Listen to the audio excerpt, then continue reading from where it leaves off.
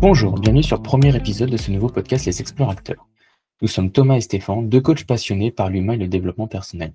Notre intention avec ce podcast est de vous partager des connaissances, des points de vue et d'aller interviewer des personnalités inspirantes sur différents domaines comme la santé, le bien-être, les choix, les relations, l'argent, le rapport à la critique et au jugement, et bien d'autres encore. Pour ce premier épisode, nous abordons le thème du perfectionnisme. Comment on le définit, ses points positifs et négatifs, quand est-ce que c'est du perfectionnisme et quand est-ce que c'est normal, notre expérience sur le sujet, nos remèdes et les questions qu'on pose en tant que coach. Installez-vous confortablement et profitez de cet épisode qui, je l'espère, vous plaira et vous apportera énormément de valeur. Ce podcast est disponible sur YouTube et Spotify. Je vous souhaite un excellent visionnage et une excellente écoute.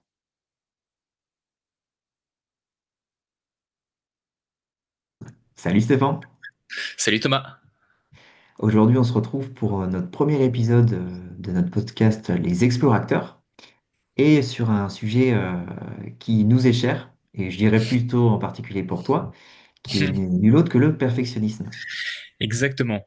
Aujourd'hui, on vous parle du perfectionnisme, un sujet qui est cher à, comme tu dis Thomas, à mon cœur, parce que j'ai tendance à dire que je suis un peu comme Obélix, je suis tombé dans la marmite du perfectionnisme en étant petit. Donc, on va vous en parler aujourd'hui pour essayer de vous donner une vision différente du perfectionnisme, vous apporter de la valeur sur ce sujet-là. Et on attend vos commentaires pour que vous puissiez nous expliquer, nous dire si ça résonne avec vous. Je te propose qu'on passe du coup à la première question. Ouais, Euh, avec grand plaisir.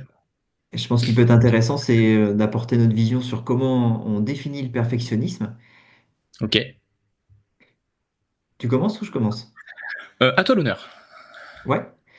Bah écoute, moi le perfectionnisme, alors j'ai été, je pense qu'on est tous un petit peu sujet au perfectionnisme, mais moi je vois vraiment l'aspect qui me concerne un peu plus le contrôle. C'est vrai que le perfectionnisme, je vois l'aspect très contrôle, et quand je dis contrôle, c'est à la fois de ce qu'on fait, de ce qu'on fait par rapport aux autres. Donc il y a vraiment une dimension très contrôleur, et finalement l'idée c'est d'un peu de tout maîtriser. Et je le définirais vraiment comme ça, et c'est vrai que bah, c'est souvent l'excès qui fait qu'on est perfectionniste, pardon, ou pas. Mais je vois vraiment cette notion de contrôle. Ok. Intéressant cette notion de contrôle. Effectivement, je te rejoins dans le perfectionnisme. On cherche souvent à contrôler les choses sur différents aspects. Moi, j'apporterais une nuance sur ce que tu dis. Pour moi, le perfectionnisme, c'est vraiment la volonté de toujours vouloir faire parfaitement ce qu'on exécute, les actions, les pensées. C'est pousser en permanence les standards de performance, soit des standards très élevés, voire parfois même irréalistes. Si je peux donner un exemple, tu vois, c'est par exemple quelqu'un qui n'a jamais fait de scène, mais tout d'un coup il veut aller devant, enfin il veut parler devant 1000 personnes. Mm. S'il a pas commencé ne serait-ce que devant 10 personnes, bah c'est irréaliste de vouloir faire 1000 personnes avant. Euh, donc on cherche souvent, moi en tout cas par mon expérience et de ce que j'ai remarqué, c'est qu'on cherche à être parfait au travail, dans les relations. On porte un masque pour faire bien, euh, pour être bien vu, pour être bien sous tout rapport. Et en général, je trouve que ça se caractérise par une exigence excessive, une insatisfaction perpétuelle, la peur de l'échec ou du jugement vis-à-vis des autres et aussi une validation extérieure. On cherche à être validé par ce qu'on fait Mm. pour se donner aussi, parce que ça nous donne confiance en soi. Enfin, Mm. on Mm. pense en tout cas que ça nous donne confiance en nous. Oui, bah, c'est un peu le piège, finalement. Ça vient un peu à cette notion, finalement, de ne pas accepter l'incertitude. Donc, en se disant, je fais tout bien, donc normalement, je ne devrais pas avoir de soucis. Sauf qu'effectivement, quand c'est pas le cas, c'est là où c'est un petit peu le drame. Et, Complètement. et tu vois, ce qui est important, effectivement, c'est que ça peut être lié, on peut le ressentir sur certaines dimensions plus spécifiquement, peut-être des fois des aspects plus perso, plus pro, mais il y a quand même, je trouve, un aspect, et on le voit souvent dans le coaching systémique, Mm. ce qui se passe dans le pro quand on est très, moi j'ai ressenti beaucoup de perfectionnisme dans le pro, en tout cas dans mon boulot, mon ancien boulot, mais finalement, avec le recul, je l'étais aussi beaucoup dans le reste des domaines de ma vie, quoi.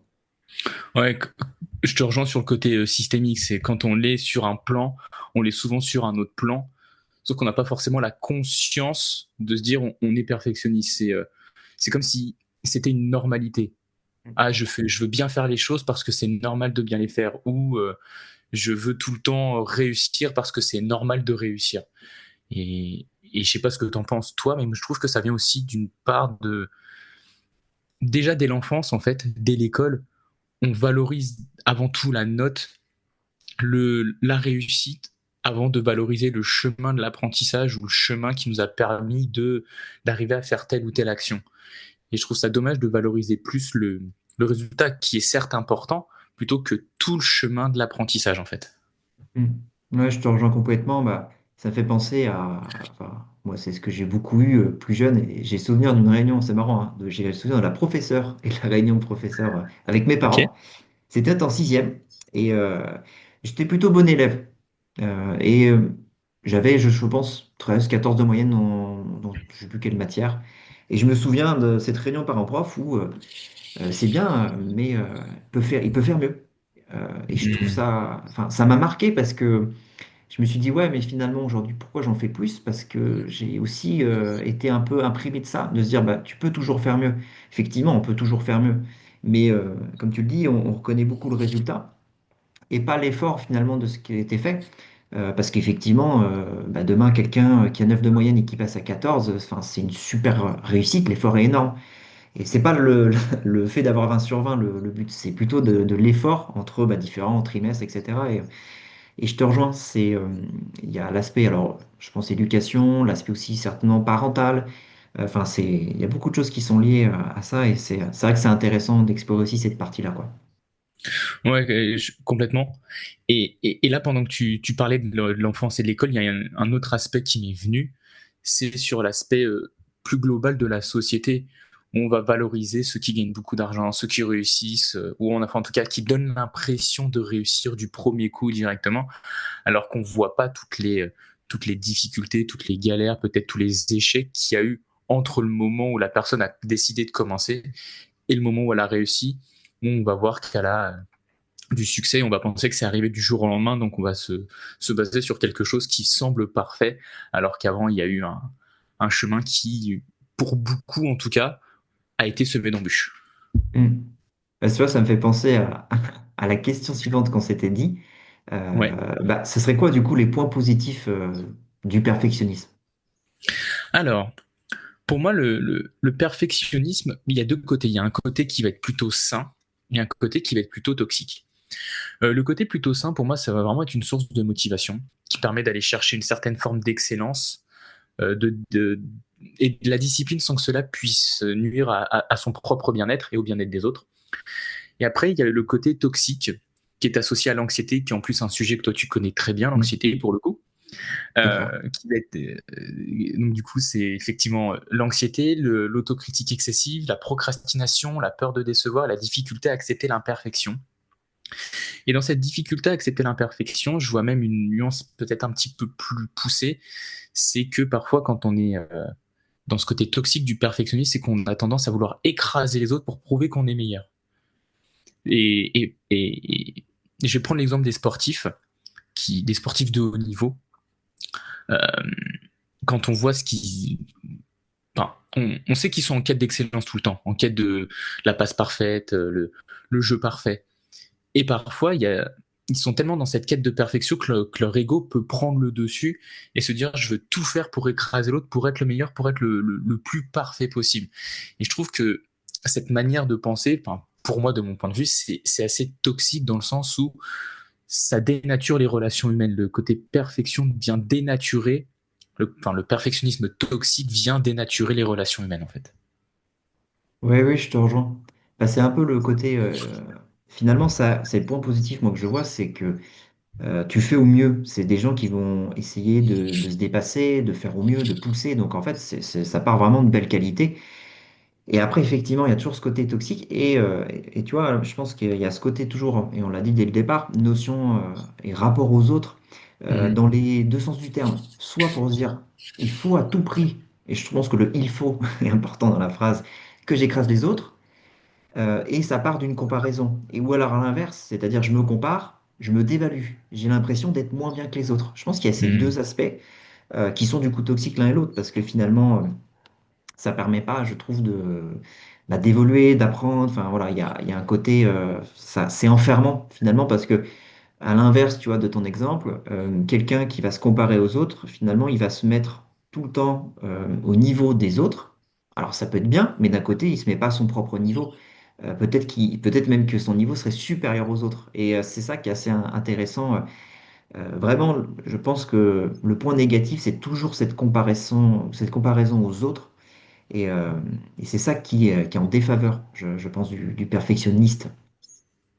Ouais, je suis d'accord avec toi.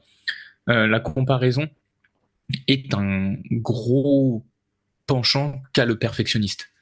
Euh, on se compare effectivement à ce que font les autres et on se compare pas sur les bonnes thématiques. Moi, tu vois, par exemple, pendant très longtemps, je me suis comparé à des personnes qui étaient très fortes en peinture ou pour jouer de la musique, alors que finalement, la peinture, je déteste ça. Donc, en fait, je me comparais à des gens qui savaient dessiner, pour qui c'était une passion, alors que moi, j'ai horreur de dessiner. Donc, on se compare sur des choses, bah, ce que je disais tout à l'heure, irréalistes, mais pas forcément sur l'attente, mais sur la comparaison. On se compare à quelqu'un qui fait des choses qu'il aime, quelqu'un qui fait des choses qui le passionnent, alors que nous, c'est pas dans ce qu'on aime faire. Donc, Mm. et le deuxième point, c'est se comparer. C'est une chose, mais comparer la manière dont la personne fait pour y arriver. C'est-à-dire le chemin qu'elle prend, pas le résultat. Ah bah elle est arrivée à faire tel truc, donc moi je me sens nul. C'est non, c'est comment elle s'y est prise pour y arriver et dans ce qu'elle a mis en place, comment moi je peux m'inspirer de ce qui a été fait, que je peux pratiquer en fonction de ce qui est important pour moi pour réussir à atteindre un résultat qui moi me parle et me plaît. Ouais, complètement. Mais ça revient à ce qu'on disait par rapport aux histoires de notre enfance ou à l'éducation scolaire. C'est toujours faire la différence entre l'effort, effectivement, la méthodologie et le résultat. Mm, Et souvent, effectivement, l'excès de perfectionnisme dans l'aspect négatif, c'est une comparaison surtout au résultat. mm, Et forcément, bah, comme on est tous différents, c'est compliqué de reprendre la manière de quelqu'un et d'avoir le même résultat. Et comme tu le disais sur un autre aspect, euh, on est tous dans des zones de génie qui sont assez différentes. Et tu vois, pour prendre l'exemple du côté, moi c'est créatif, euh, je n'écrivais pas très très bien. On m'a souvent dit que je pouvais être médecin. Bon, voilà mon niveau d'écriture, je ne vous montrerai pas, voilà, parce que ça pourrait en choquer certains, mais euh, du coup, moi, j'avais associé ça sur le côté, bah, je suis pas du tout créatif. Et en fait, c'est bête parce que c'est pas parce que finalement l'écriture, voilà, j'allais pas écrire à la plume des romans, mais par contre, l'aspect visuel, créatif, ouais, c'est ma zone de génie. Donc c'est intéressant effectivement de se dire, si je suis perfectionniste à écrire, je vais souffrir, je vais passer des heures, alors que c'est pas ma zone de génie. Donc je pense que c'est une nuance importante, ouais. mm. Et ce que tu viens de partager me fait penser à une citation d'Einstein, donc je vais la paraphraser parce que je l'ai plus forcément correctement en tête. Mais si un poisson rouge se compare à sa capacité à monter à un arbre comme un singe, il se trouvera nul toute sa vie. Mm. En fait, ce que tu partages entre le fait que tu savais pas écrire et te trouver nul, mais alors que tu es très bon sur le côté créatif, c'est exactement ça en fait. Mais alors j'avais cette métaphore-là. Tu l'as très bien dit Ok. parce que j'étais pas sûr de la sortir correctement. Mais effectivement, je pense qu'elle est très parlante. Elle est assez connue, mais oui, elle est très parlante. Ça correspond à ça. Et, euh, et tu vois, donc je me demandais à quel moment finalement, enfin c'est un peu la question qu'on peut se poser, à quel moment le perfectionnisme, c'est du perfectionnisme ou c'est normal. En fait, c'est à Hmm. quel moment il y a la nuance. Euh, pour moi, le perfectionnisme, c'est normal. Euh, à partir du moment où ça nous tire vers le haut et ça nous élève. Euh, par exemple, vouloir apprendre de nouvelles connaissances sur un sujet qui nous intéresse pour le maîtriser encore plus. Chercher à s'améliorer pour devenir une meilleure version de soi-même. Quand on désire innover, améliorer ses relations, euh, améliorer sa santé aussi, quand on cherche à, à être peut-être plus sportif, mieux manger. Toutes ces facettes-là, pour moi, c'est le côté plus normal du perfectionnisme. Euh, et encore, c'est même pas du perfectionnisme, c'est juste une certaine forme d'exigence qu'on a envers soi-même. Mm. Et je trouve que ça devient du perfectionnisme quand progresser devient une obsession, pardon, et que ça prend toute la charge mentale en fait qu'on peut avoir. C'est quand on veut s'améliorer pour être plus fort que les autres, ce que je disais tout à l'heure, quand on veut les écraser. Mm. Quand on jalouse ce que les autres font. Ah tiens, lui, il a ça, moi je l'ai pas. Bah, je fais tout faire pour avoir ce qu'il a. pour être meilleur que lui, pour prouver que je peux avoir plus que lui. Et c'est pas dans le sens tirer vers le haut pour faire la concurrence, parce que la concurrence, moi, je la trouve saine, mais c'est plutôt vraiment dans le sens, je veux écraser l'autre. Je veux que l'autre soit plus petit que moi, plus bas que moi, pour prouver que je suis meilleur. Et tu vois, je rapprocherais le côté égo un peu surdimensionné au perfectionnisme. Ok. Ouais, Je sais pas comment intéressant. toi comment tu vois le côté normal et le côté perfectionnisme. Tu vas pouvoir nous en parler. Oui, oui, oui. Bah, moi, c'est vrai que je fais beaucoup le lien avec l'excès, dans beaucoup de domaines d'ailleurs. Ok. C'est un peu, je prends l'exemple alors je suis pas du tout diététicien, nutritionniste, mais effectivement, moi je vois dans l'alimentation, finalement, c'est toujours l'excès de quelque chose qui pose problème. Et ça, Hmm. c'est très vrai. On en revient aujourd'hui à dire, effectivement, c'est bien de manger tout, mais c'est bien aussi, pourquoi pas de temps en temps, avoir un Kinder Bueno. Parce qu'effectivement, des fois, c'est l'excès de rien avoir qu'on tombe dans des troubles et des choses comme ça. Et je pense que c'est un peu pareil sur le perfectionnisme. C'est ça, c'est ce qu'on disait. Il y a un niveau, effectivement, d'exigence, de vouloir bien faire, de développement personnel. Enfin, je trouve que c'est des belles qualités. Mais c'est toujours cet excès de, effectivement. Alors, comme on le disait, c'est peut-être ouais, l'excès de comparaison, l'excès d'ego, l'excès de contrôle pour être sûr que tout est parfait. Pour prendre un cas d'entreprise enfin, que j'ai pu voir souvent, que j'ai eu certainement des moments, c'est de relire ce foutu mail pendant 5-10 minutes pour trouver les moindres détails. Enfin, Je je sais pas crois qu'on si a tu tous as... connu ce moment-là où on Ouais. doit envoyer un mail, on le relit 5-10 fois, voire même plus que ça, pour essayer de trouver le détail qui fait la différence. Et je pense qu'effectivement, un perfectionniste sain, ça serait de se dire, OK, je relis le mail parce qu'il y a peut-être une tournure ou éventuellement, si c'est pas pressé, je le relis le lendemain à froid. Mhm. Par contre, effectivement, de le relire ou de se dire, juste après l'avoir envoyé, merde, j'aurais peut-être dû rajouter ça, puis j'aurais dû faire ci, puis j'aurais dû faire ça.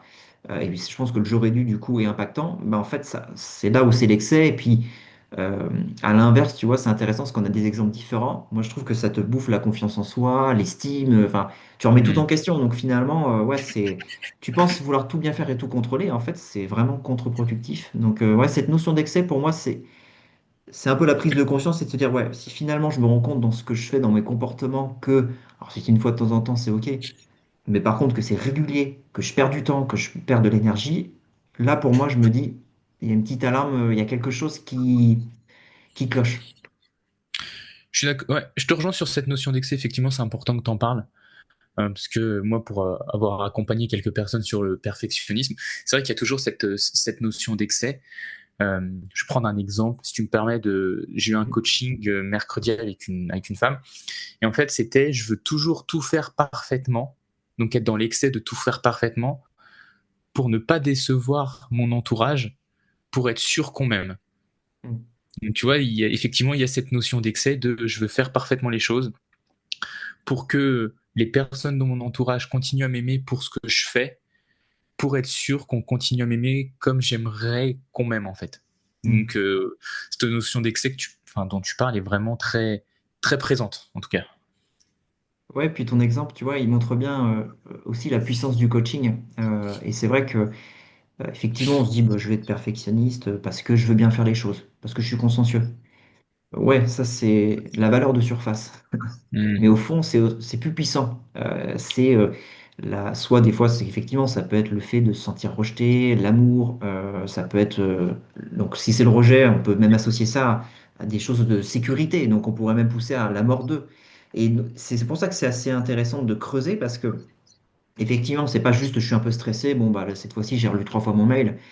C'est que ça pousse des choses beaucoup plus profondes. Et c'est intéressant effectivement d'aller creuser sur du coaching parce que, comme tu le dis pour ta cliente, bah, le risque, enfin, elle aura peut-être quelque chose qu'elle ne contrôle pas finalement, l'amour des autres, et c'est pas en faisant bien tout qu'elle aura forcément l'amour des autres. Donc c'est intéressant de se questionner parce que c'est source finalement bah, d'épuisement, de fatigue et de déception profonde parce que bah, si on attend, si en gros l'idée c'est il faut que je sois perfectionniste pour être aimé des autres, enfin tu vis pas quoi. C'est T'as tout dit.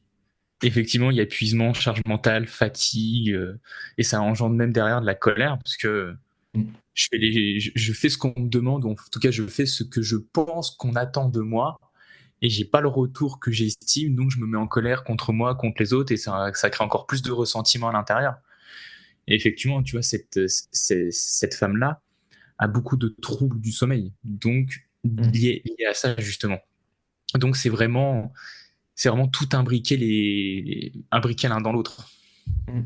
Ouais, ouais, ouais. Bah, de toute façon, c'est très lié. Et et je pensais à la partie suivante qu'on voulait développer, qui était un petit peu nos remèdes à la perfection. Finalement, c'était bien, ton cas de coaching est très parlant. Transition Euh, toute trouvée. Bah exactement, la transition est top. Euh, on s'était dit, tiens, comment on questionnerait en tant que coach, finalement, Ouais. bah, une personne comme ça qui fait preuve de perfectionnisme et où c'est handicapant. Parce que voilà, Oui, ce qui est intéressant, c'est quand c'est handicapant pour la personne, j'entends, hein. effectivement. Moi, déjà, je lui demanderais sa définition du perfectionnisme, parce qu'on n'a pas tous la même définition. Tu vois, même on l'a vu en début d'épisode, tu as une définition, j'ai une définition qui sont différentes et en même temps qui sont complémentaires. Donc c'est intéressant d'aller chercher ce que chacune pense du perfectionnisme, parce que ça peut avoir une définition différente en fonction de notre éducation, des personnes qu'on a côtoyées, des potentiels croyances, pas dans le sens croyances religieuses, mais dans le sens ce qu'on croit, ce qu'on a envie de croire dans nos capacités, qui nous sont inculquées souvent dès l'enfance. Euh, ensuite, je lui demanderais de quoi ça protège la personne, le perfectionnisme. Parce que s'il est là, c'est qu'il a une intention positive derrière. C'est souvent une peur. Euh, une peur liée à beaucoup de choses. Si on prend l'exemple de ma cliente, c'est la peur de ne pas être aimé. Il y en a, effectivement, tu l'as évoqué aussi, ça peut être la peur d'être rejeté, la peur d'être perçu, il peut y avoir d'autres symptômes, la peur du syndrome de l'imposteur, comme avec le mail que tu as évoqué, le relire 10 fois, si j'ai pas la bonne tournure de phrase, est-ce que je vais être perçu comme compétent par mon collègue ou par mon patron? Ce qui, en tout cas, dans le monde du salariat qu'on a connu tous les deux, c'est un phénomène assez présent, je pense. Euh, Ensuite, j'irai chercher l'émotion liée à ce perfectionnisme. Euh, est-ce que ça engendre de la colère, de la tristesse, de la culpabilité, de la honte, de la frustration, de la gêne, ou tout autant un tas d'autres émotions. Euh, Ensuite, j'irai lui demander pourquoi elle veut changer ça aujourd'hui. Lui demander, bah, t'as vécu avec ça jusque maintenant, pourquoi c'est important pour toi de changer aujourd'hui? En fait, ce serait quoi les bénéfices de changer maintenant? Pour atteindre quel objectif? Quel est ton but par rapport à ça? Parce que quand on veut changer, c'est que la manière dont on agit aujourd'hui nous bloque par rapport à la réalisation de nos projets, de nos objectifs. Donc ouais, j'irai vraiment questionner dans ce sens-là. Ok. Bah écoute, c'est hyper complet. Je t'avoue que j'ai essayé de rajouter un complément pour pas avoir de choses redondantes. Déjà, je suis Ok. d'accord, la définition, c'est le point de départ. Parce que ça évite, en tout cas, toute projection, surtout quand on a vécu. Voilà, je pense que c'est très intéressant. On a pu le voir pour nos deux définitions, on n'a pas les mêmes aspects. Donc ça, Ouais. c'est la base, hein, clairement. Et oui, j'irai sur le côté, effectivement. Très bénéfice. Enfin, ce qu'on disait, hein, qu'est-ce que ça t'apporte finalement d'être perfectionniste? Et après, alors moi après c'est plus perso, j'aime bien à la fois soit avoir le côté très positif, soit finalement c'est quoi le risque d'être imparfait? Oui, Euh, effectivement, tu et peux ça c'est attaquer ce sens. intéressant. Ouais, ouais. Alors c'est la même question, mais effectivement, pour avoir déjà fait l'exercice auprès de clients, il y en a qui sont plus sensibles, on va dire, à la perte, un peu l'aversion à la perte, et d'autres plus sensibles au gain.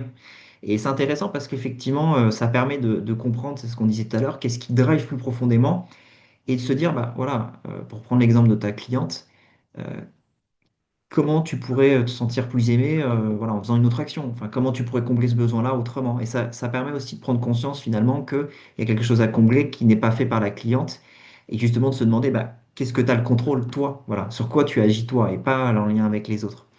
Euh, Ça, c'est des choses à la limite pour compléter ce que tu dis qui était top. Et puis après, effectivement, bah, si par exemple il y a pas du passage à l'action, ce serait d'envisager le passage à l'action par des petites actions simples et comme tu le dis, de voir ce qui se passe émotionnellement, parce que là aussi il y a des signaux. Et suivant Mm. l'interprétation des signaux, bah, c'est de se dire finalement, si je me sens pas très bien avec ce mail, ok, je m'autorise de le relire 2 fois, mais après je me donne une limite, je l'envoie et je regarde plus. Et voir ce qui se passe finalement. Est-ce que je suis arrivé à le faire ou pas? Donc, enfin, je trouve que c'est intéressant en tout cas d'aller dans cette dimension-là. Mais effectivement, c'est vraiment de creuser un maximum pour permettre à la personne de comprendre ce qui se passe réellement et comme tu dis, émotion et même corporellement. C'est vrai que ça arrive, je pense que toi aussi, qu'il y a des gens qui ont euh, alors je sais pas, c'est pas somatique parce que c'est pas forcément lié à des douleurs, des choses comme ça, mais ça peut être ouais, une boule à la gorge quand j'envoie ce mail, etc. Et c'est intéressant d'aller pointer des fois aussi ce que dit le corps. Ouais. Ouais, complètement. Il y a et je trouve que l'aspect que tu abordes corporel est trop peu abordé. Euh, enfin, ça l'est de plus en plus, mais on est encore Mm. trop peu là-dessus que quelque chose fait, qui nous embrouille l'esprit vient aussi avoir une répercussion dans le corps. Je sais pas si toi ça t'est arrivé, moi ça m'est en tout cas souvent arrivé. Quand j'osais pas dire quelque chose à quelqu'un qui m'énervait, bah, dès le lendemain j'avais mal à la gorge Mm. parce que j'ai pas osé dire ce que je voulais à la personne ou je savais pas comment le dire, donc du coup je l'ai gardé enfoui en moi et ce ressentiment a créé une douleur à la gorge. Donc effectivement aller pointer la douleur dans le corps si on a une, bah, c'est très intéressant pour essayer d'aller comprendre ce qui se passe émotionnellement, corporellement, Mm. pour créer un alignement, parce que je sais que tous les deux, on travaille là-dessus en coaching, enfin, avec nos clients, on aime bien que le corps, la tête et le cœur soient alignés, en fait. Ouais, oui, complètement. Bah, moi, tu vois, par exemple, moi, ça va être quand je sens que j'ai de la charge mentale, etc. Finalement, j'ai l'impression d'avoir un sac à dos, tu vois, sur Mm. les épaules. Et ça, c'est intéressant à creuser parce qu'effectivement, ça peut un peu avoir le cercle vicieux de j'ai ce ressenti corporel, je suis encore plus dans l'émotion, il y a la pensée, etc. Et ça fait penser, alors c'est pareil, je suis pas sûr de bien dire la phrase, mais les mots du corps, MAUX, sont des mots MOTS. Et c'est vraiment de se dire que finalement, comme tu le dis, quand on a des symptômes ou quand on est malade, il n'y a pas vraiment de hasard. Et c'est d'ailleurs c'est assez intéressant pour ceux qui voudraient pousser. Je crois que c'est tout ce qui est médecine, bon, alors orientale, hein, c'est pas beaucoup dans l'Occident, tous ces aspects-là, mais notamment médecine chinoise, où il y a des ouvrages qui expliquent, bah, suivant les blocages dans le corps, qu'est-ce qui se passe finalement psychiquement ou dans notre réalité. Et c'est vrai que quand on regarde par curiosité, hein, il y a des pistes qui sont des fois intéressantes d'explorer. Ouais, complètement, je suis d'accord avec toi. Et c'est vrai que les médecines orientales, pour moi, sur sur en tout cas, les mots du corps, comme tu l'as dit, MAUX sur le corps, Mm. sont plus développés que les médecines occidentales là-dessus. Mm. Ce qui est, mais effectivement, tu as dit médecine chinoise, via l'acupuncture, via peut-être encore d'autres médecines. Oui, oui, oui. Voilà. Sur ça, ils ont un aspect puis très corporel qui est un peu plus développé finalement, enfin, et émotionnel que ce qu'on a aujourd'hui. Et je suis en train de penser, j'ai retrouvé, en fait, c'est le mot maladie. Quand tu le décomposes, mal à dit. Et je trouve ça Oui, intéressant. Voilà. Quand j'ai vu ça, je me suis dit, tiens, c'est vrai qu'il y a quelque chose à réfléchir, à prendre en compte. Ouais. oui, tout à fait. Effectivement, tu as raison. Le mal a dit, c'est le mal qui nous dit quelque chose. Tout à fait, ouais. Mm. Je te rejoins à 100% sur ce que sur ce que t'as partagé. Et je dirais, parce qu'on arrive à la fin de cet épisode, euh, il y a une phrase. Alors, est-ce que tu as une phrase, toi, par exemple, pour on va dire, des perfectionnistes qui voudraient s'en sortir ou sortir de ça, ou changer des choses? Tu aurais une phrase Oui, ou des choses clés que tu pourrais partager? ouais, ouais, tout à fait. J'ai une phrase qui me vient. Euh, Quand on veut atteindre 100%, il faut pas viser 100% tout de suite. Je me dis 0,1, c'est toujours mieux que 0. Et en fait, ce 0,1 qu'on fait permet d'arriver à la fin au 100%. Et finalement, même moi, j'estime que ce 100% n'est jamais atteignable parce qu'en fait, on change, on évolue, on progresse, on acquiert des compétences. Le monde évolue aussi, donc ce qu'on produit évolue avec le monde. Mais c'est vraiment ce 0,1 qui nous permet de se dire j'avance, même si je suis dans l'imperfection, mais mais je progresse. C'est cette quête constante de progression qui fait que on évolue, on grandit dans les différents domaines de vie qui sont importants pour nous. Moi, ça va être plutôt l'aspect business, santé et sport. Il y en a, ça va peut-être être plus sur l'aspect éducation des enfants, sur l'aspect travail, sur l'aspect créatif, sur l'aspect réflexion, production, méditation, peu importe. C'est vraiment fait vaut mieux que parfait. Si je dois résumer ce que je viens de dire, ce serait vraiment fait vaut mieux que parfait. Et toi, justement, toi, si tu avais une phrase, quelque chose, une réflexion à partager, ce serait laquelle? Le mieux vaut fait que parfait, c'est une phrase qui me parle et c'est une phrase que j'ai affichée sur mon mood board. Donc voilà, c'est Ok. vraiment pour l'avoir en visu. Je pense pas être aujourd'hui dans du perfectionnisme, mais je pense que c'est intéressant, effectivement, quand il y a des blocages. Et ce que je rajouterais, effectivement, le 100%, il se passe pas dans notre tête. On n'arrivera pas à 100% dans notre tête, parce que ce qui est dans notre tête, c'est notre vision, c'est pas la réalité. Mhm. Et peut-être que quelqu'un qui va pousser le trait, il ira peut-être jusqu'à 80%, mais pour moi, il n'arrivera jamais à atteindre les 100% sans se confronter, entre guillemets, à la réalité, aux autres, voilà, en vivant ses émotions, ce qui se passe. Donc je dirais qu'effectivement, l'importance dans ça, c'est vraiment de passer à l'action.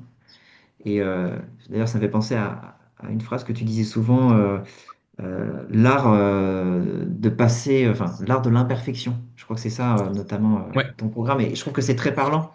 Euh, c'est finalement le fait d'être parfait, c'est de tester l'imperfection. Et c'est ce qui crée la perfection, en quelque sorte. Donc voilà, passer à l'action. C'est c'est important. ça. C'est bizarre au début, parce que ça, on n'est pas habitué, puis on a des choses qui bloquent, mais c'est intéressant. On a beaucoup d'infos à prendre. Je te rejoins complètement. Passer à l'action permet d'être imparfait. Et il y a un point que j'aimerais rajouter, dont j'ai pas parlé tout à l'heure, c'est accepter l'échec. Et c'est pas accepter l'échec dans le sens j'ai échoué, c'est accepter l'échec et le voir comme un apprentissage.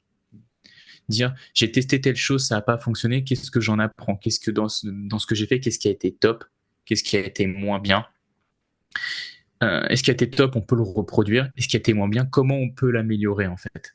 C'est vraiment ça, pas chercher à faire parfait du premier coup, parce que de toute façon, comme on l'a dit tous les deux, ça sera jamais parfait. Il y aura toujours des petites choses à améliorer, euh, que ce soit en, nous, tous les deux, on écrit des posts LinkedIn, que ce soit en termes d'écriture de posts, de syntaxe, de longueur, de tournure de phrases, de vidéos, de créativité, peu importe sur quoi peu importe ce qu'on fait.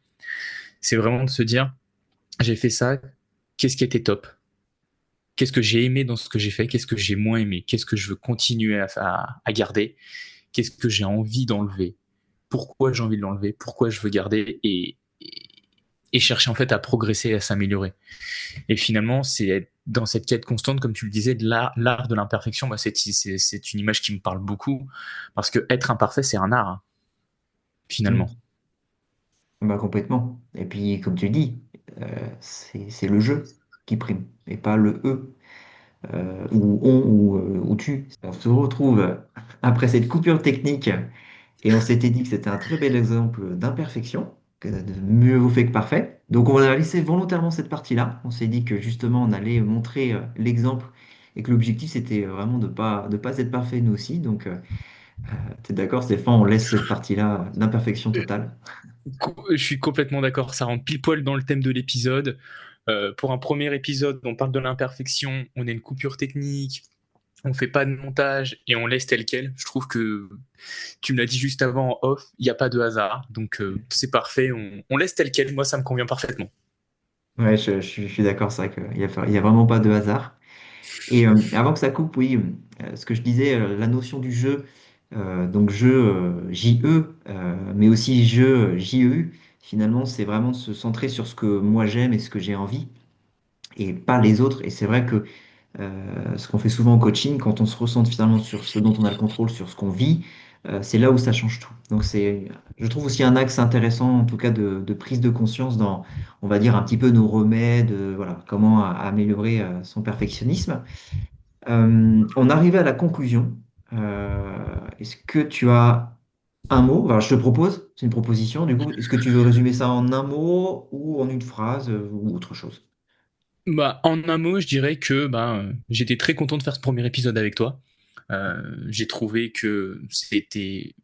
Enfin, j'espère qu'on a apporté de la valeur aux personnes qui vont nous écouter. En tout cas, c'était un plaisir. Je sais pas pour combien d'épisodes on part. On n'a pas fixé de limite. Et c'est ça qui est beau, c'est qu'on part peut-être pour 50, 100, 200, 1000, on sait pas. Ce qui est sûr, c'est que le premier épisode, le 0,1, est fait aujourd'hui et Exactement. imparfaitement. Et ça, je suis ravi en fait que ce soit fait, que ça a été fait comme ça en fait, qu'il y ait eu cette coupure, qu'il y ait peut-être eu des petits bafouillages, des moments où on cherchait nos mots, des petits moments de blanc. En fait, ça montre que juste dans le passage à l'action et en étant imparfait, on est capable d'apporter la valeur, on est capable d'être authentique, d'être complice aussi. Je pense qu'on l'a été durant cet échange. Et ouais, si je dois apporter un mot de la fin, c'est faites-vous plaisir et amusez-vous en fait, dans vos actions, dans votre vie. Ouais, c'est un Et chouette mot de toi, la fin. quel est ton mot de la fin? Alors, j'essaie de faire en un mot. C'est pas Bah, évident. Alors, si c'est un mot pour ceux qui nous écoutent et qui seraient dans du perfectionnisme, en tout cas qui seraient identifiés, je dirais c'est action, passer à l'action. Voilà. mhm, Mieux vaut fait que parfait, je pense que ça résume bien. Et comme toi, le mot pour moi, c'est vraiment plaisir de faire ce premier épisode avec toi, de se lancer et de montrer aussi que finalement, dans des traits de perfectionniste que j'ai pu être, c'est chouette de se dire aujourd'hui, j'ai la possibilité d'être imparfait et c'est OK et j'ai pris plaisir à être imparfait. Et je trouve que mhm. ça me fait vraiment sens. Eh bien, on est bien d'accord. Le plaisir d'être imparfait, le plaisir de l'imperfection. Je pense que c'est ce qui peut résumer cet épisode pour tous les deux finalement. Ouais, c'est un beau résumé. Et Et bah, alors, je me posais une question, peut-être parce que oui, du coup, c'est vrai que c'est aussi ton sujet, et je pense que les gens dans l'épisode ont ressenti, en tout cas, que tu étais très expert dans ce domaine-là. Est-ce que tu aurais une ressource à nous partager, peut-être pour des gens qui voudraient commencer à oui, travailler? tout à fait. Je vais mettre dans les commentaires parce que l'épisode sera diffusé sur Spotify et sur YouTube. Donc dans les commentaires, je mettrai un PDF où je partagerai trois clés, trois premières clés en tout cas pour oser sortir l'imperfection. Donc il y aura juste à aller le télécharger, cliquer sur le lien, le télécharger, le lire et commencer à mettre en place les petites actions, les, les petits tips que je vais vous partager. Donc déjà, en fait, direct de la mise en action. Exactement. Ok, top. C'est Eh ben, cadeau, ça écoute. me fait plaisir. Comme ça, si ça peut vous aider, vous apporter de la valeur, c'est ce qui compte pour moi en fait. Si ça peut vous aider, je suis ravi. Bon, bah, puis ça les aidera à coup sûr. Je pense que Ouais, quand on est perfectionniste, enfin, en tout cas quand on a des traits, qu'on a envie d'évoluer, c'est déjà un premier pas qui est fait. Et comme tu dis, c'est aussi le 0-1 pour enclencher du changement, donc c'est chouette. exactement. Eh Yes. ben, écoute Stéphane, bah, je te propose qu'on clôture notre échange Ouais, et puis qu'on se retrouve dans un prochain épisode. On n'a pas encore le sujet, mais on vous le dira très très prochainement. ouais. On vous le partagera sur nos réseaux. Et puis, merci beaucoup Thomas pour ce bel échange. Belle journée à toi. Merci à toi aussi. À bientôt. À bientôt.